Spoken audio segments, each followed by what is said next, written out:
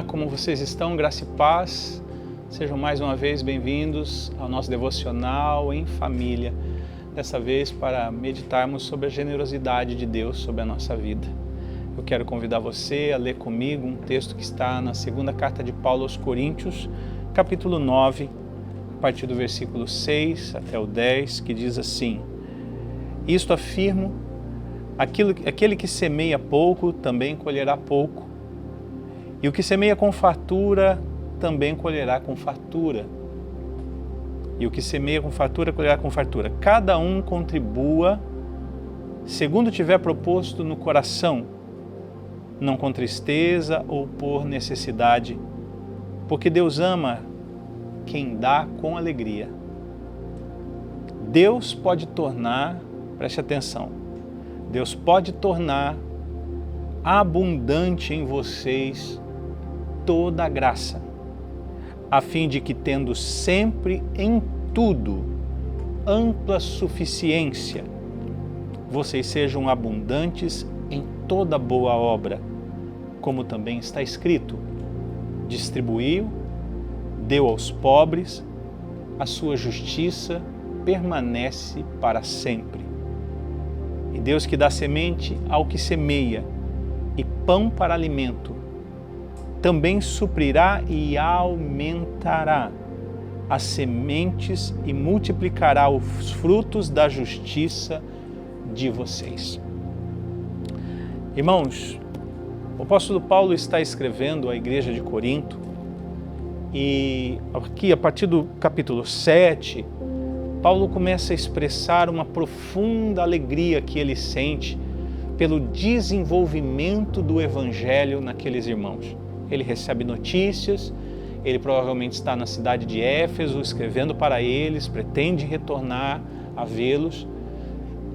E ele recebe notícias de como o evangelho está ampliando o espaço na vida de cada um deles. Uma igreja que provavelmente começou debaixo de um espírito muito difícil, como nós encontramos quando lemos os primeiros capítulos da primeira carta aos Coríntios. Agora, Paulo está escrevendo a uma igreja que nitidamente cresceu, ampliou. E no capítulo 8, ele começa a elogiar outro grupo de irmãos, outra igreja, ou outro conjunto de igrejas de uma região chamada de Macedônia. E ele elogia os macedônios exatamente pelo fato de que no meio de muita dificuldade e tribulação, ele chama de tribulação o que aparentemente era uma conjuntura política, social e econômica muito desfavorável que estava empobrecendo economicamente as pessoas daquela região e, consequentemente, as igrejas da Macedônia. Então, quando Paulo está passando pelas igrejas, levantando ofertas, procurando um exercício de fé, procurando nos cristãos uma consciência do seu papel e do seu lugar no mundo a partir do Evangelho, ele encontra nos irmãos da Macedônia uma disposição de se submeter ao processo e de se exercitar em misericórdia que o impressiona. E ele diz no capítulo 8 que eles pediram, os macedônios pediram com insistência a graça, o privilégio de participarem da assistência aos santos, ou seja, de uma ajuda, de levantamento de ofertas para irmãos da Palestina, de Jerusalém. E ele conclui no versículo 5 que não somente fizeram isso como eles esperavam, os apóstolos, mas pela vontade de Deus, aqueles irmãos deram a si mesmos, deram-se a si mesmos, primeiro ao Senhor e depois também a eles, os apóstolos. Eu quero que você observe como que o processo de expansão da vida daqueles discípulos da Macedônia, e que agora Paulo está se dirigindo aos coríntios, não passa pelo exercício de fazer uma conta e tirar das suas finanças uma porção para entregar como oferta e assim cumprir uma lei, um mandamento espiritual. É muito mais um processo no qual Deus gerava naquelas pessoas uma convicção do seu lugar do seu lugar no mundo, do seu lugar agora a partir do Evangelho nas experiências dos outros, do seu lugar na parceria de ministério com os apóstolos, e eles vão e primeiro se entregam ao Senhor.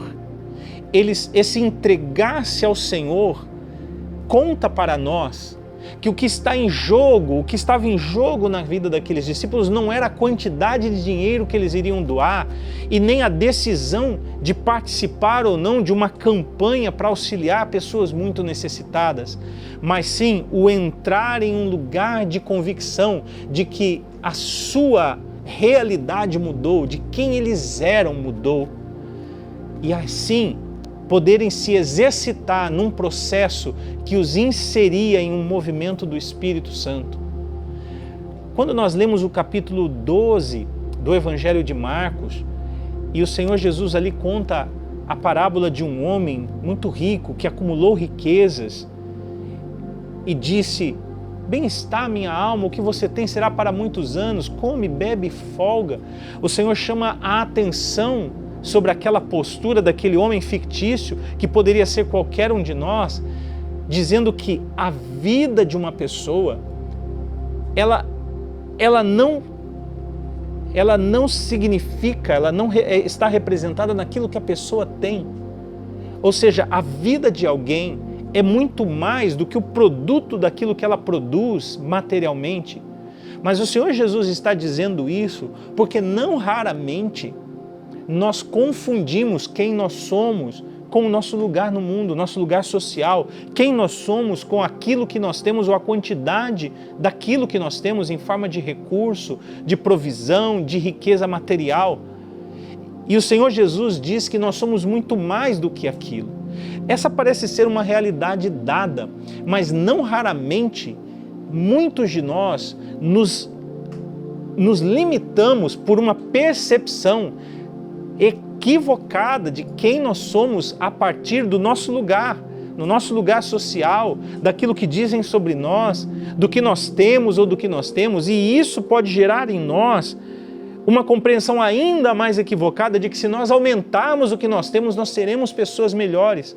Pois bem, no versículo que nós lemos no começo, no versículo 8 do capítulo 9, Paulo brada, ele afirma poderosamente que Deus pode tornar abundante em nós toda a graça para nós sermos abundantes em toda boa obra.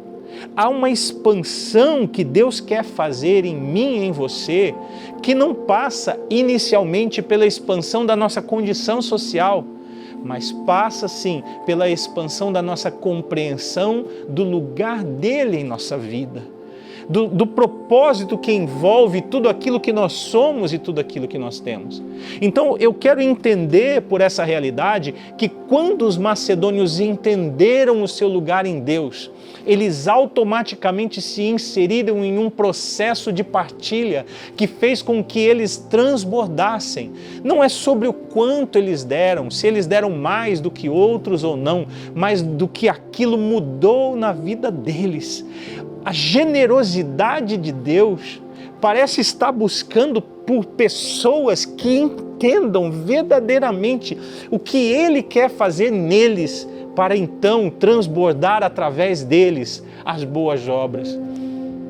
Paulo incita então os irmãos de Corinto a que eles possam se enquadrar em um lugar de promotores de justiça no mundo, e ele cita o salmo que diz: essas pessoas distribuem, dão aos pobres, porque a sua justiça faz isso, e a sua justiça, a justiça que Deus faz na terra através das suas vidas, se torna permanente. Meu Deus, que lugar tremendo o Senhor tem para nós, irmãos. Que lugar tremendo. Eu digo isso porque a maioria de nós é tirado de uma situação de tamanha diversidade. A maioria de nós é tirada de situações não apenas econômicas, mas mentais, de tanta limitação. A maioria de nós, exatamente agora, meditando sobre as Escrituras aqui juntos, se olha para trás do lugar de onde veio, vai dizer, meu Deus, como eu pude chegar aqui? Talvez você esteja ouvindo essa reflexão com uma xícara de café na tua manhã, talvez sentado no seu lugar de trabalho, talvez dentro de um coletivo, eu não sei, talvez no teu carro, mas se você parar para olhar para trás, sem se comparar com ninguém, você vai conseguir perceber de onde Deus tirou você.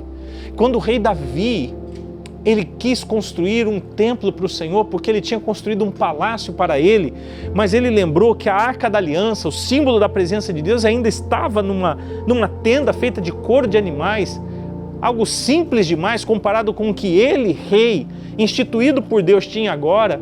Deus mandou o profeta na casa dele dizer, Davi, eu sei onde eu encontrei você.